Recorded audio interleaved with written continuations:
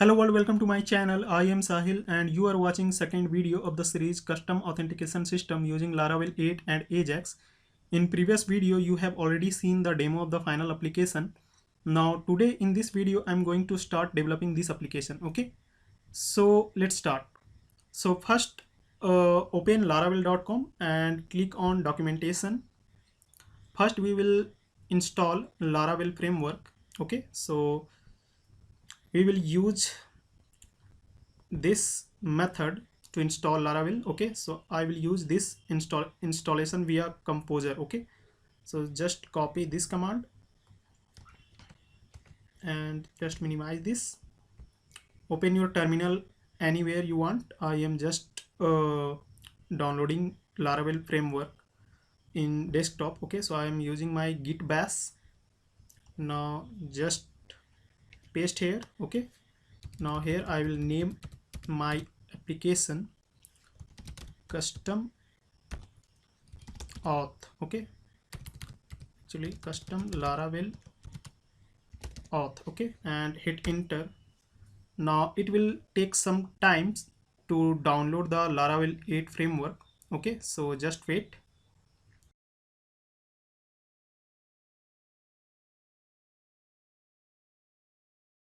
Now here you can see download is completed. Okay, now just close this terminal and this is our application. Okay, so just open this in code editor. So I am using Visual Studio Code. Okay, now just wait. Okay, so this is fresh Laravel 8 framework. Okay, now next what I will do is first open your PHP my admin and create a new database for this application. Okay, so here I will write localhost / PHP my admin. Okay, and from here I will create a new database. Okay, so click on new and here in database name I will write custom Laravel underscore auth. Okay, and just select Unicode CI. Okay, and click on create. So you can see the database has been created. Okay, now open your application and go to .env file. Okay, just open this .env file and here in db underscore host just change it to localhost. Okay, and in database name we have to write the database name, so custom underscore Laravel underscore auth. Okay, and username will be root and my password is blank. Okay, so now just save this, close this. Now just open the Visual Studio Code terminal and here I will write php artisan serve. Okay, to start the development server. Okay, now just open this link.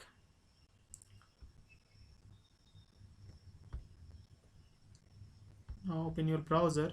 Now here you can see this is the welcome page of Laravel 8 framework. Okay, you can see here I am using Laravel 8.54.0 version and PHP version is 8.0.6. Okay, now next what I will do is just open this project and I will create a new terminal and now next I will create controller model. Okay, for this application, but before creating, if you go to app directory and then this models directory, then here you can see this user.php file. Okay, so this is the user model which is already comes with the Laravel 8 framework. Okay, so I am developing custom authentication system, so I will not use this model. Okay, so I'm just going to delete this model. Okay, because I will do everything from the scratch. Okay, that's why I will not use anything of the Laravel. Okay, so just delete. Now if you go to database and migration, then here you can see there are 3 migration that is already present. Okay, so I will not use any of the migration which is provided by the Laravel 8 framework. Okay, so I will select all the 3 migration and delete. Okay, I will use my own migration, so just select and delete. Okay, now next I will create a migration controller and model. Okay, so for this I will write php artisan make model, and model name will be user. Okay, and here I will use some flags. Okay, so dash, then here I will use m for migration, c for controller. Okay, and just hit enter. Now you can see model created successfully and migration is also created successfully. If you open this app directory and go to this models directory, then here you can see user.php. Okay, so this user.php model is created by me. Okay, and if you open this http directory and go to this controllers directory, then here you can see users controller. Okay, so this is our controller. Okay, now just close this, and if you go to this database directory and then migration directory, so here you can see there is only one migration that is just created. Okay, so we will define our schema of this application in this migration. Okay, so just hide the terminal, and here I will define our schema. Okay, so here I will use another column, and type will be string, and column name will be name. Okay, next table string, and here this will be email. Okay, and this will be a unique field. Okay, so just use unique, then table string password. Okay, and then next I will create table string picture. Okay, picture, and this picture will be a nullable. Okay, by default it will store null value. Okay, then table string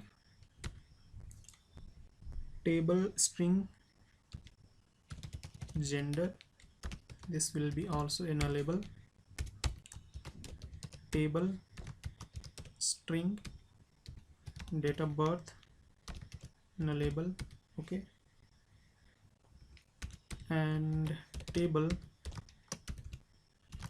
string phone. Okay, and this will be also a nullable field. Okay, next token. Okay, so next field will be a token, so here just use table and string token, and this will be also a nullable. Okay, now next field will be timestamp, and here I will use token expire.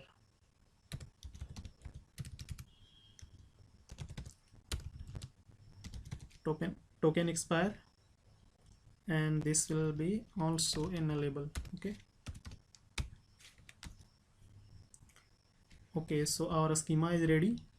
Now we have to migrate our migration. So open your terminal, and here just write php artisan migrate. Okay, hit enter. Now you can see this schema is migrated successfully. If you open phpMyAdmin and refresh this page, then here in this database there are two tables, migration and users. So if we open users table, then you can see all the column names. Okay, so next what I will do is I will just hide this terminal. Okay, close this file, and just open a routes directory and go to this web.php directory. Okay, just remove this.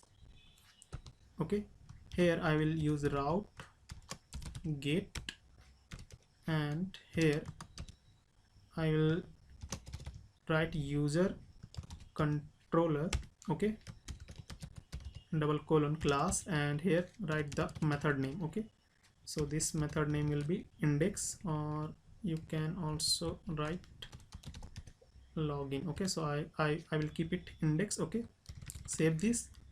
Now next what I will do is just go to resources directory and then open this views directory. Okay, so first I will delete this welcome.blade.php file. Okay, so just delete it, and inside this views directory I will create a new folder that will be layout folder. Okay, layouts folder.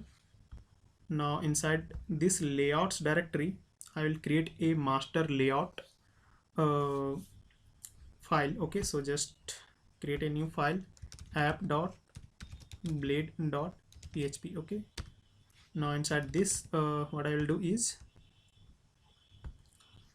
here also I will use bootstrap 5 for designing, and I will also use jQuery. Okay, so sorry. Okay, so here in title I will use @yield, so I will generate the title dynamically. Okay, so here just write yield title. Okay, now next inside body I will use main tag, and here I will use yield content. Here we will display our main content. Okay, and one more thing, here I will use one more yield, and here I will use as script. Okay, so I will write jQuery code for each file separately. Okay, that's why here I have written this yield script. Okay, now next I will use bootstrap 5 CDN links and jQuery CDN link. Okay, so just go to your browser and here just write getbootstrap.com. okay, and here just write code.jquery.com. okay, so just go to this getbootstrap.com and click on download. Okay, now here I will use this one, so just copy and paste here. Okay, at the top. Now just copy this one and paste here. Okay, now go to code.jquery.com and click on minified. Just copy this and paste here at the top. Okay, save this. Now this layout file is ready to be used. Okay, now next what I will do is I will create another view. Okay, so first I will create a new folder, auth. Okay, now inside this auth I will create a new file, login.blade.php. okay, now this will be our login page. Okay, so just use extend. Okay, and just write layout.app to extend this layout. Okay, now next I will use section to display the title. Okay, so just write the title variable and then login. Okay, now next at the red section, and here I will write content. Now inside this the login form will be coded. Okay, and just below this one more section, here script. Okay, so here inside this I will use h1 login page. Okay, save this. Now next we have to go to app directory, then this http directory, and then controllers directory. Then just open this user controllers.php file, and here just define a method public function index. Okay, now here I will use return view return view auth dot login. Okay, save this. Now if you go to the browser and refresh this page, then you can see login page. Okay, so that's it for this video. In next video I will show you how to design this application. Okay, so thanks for watching this video. Please like and share this video and also subscribe to my channel. See you soon in the next video.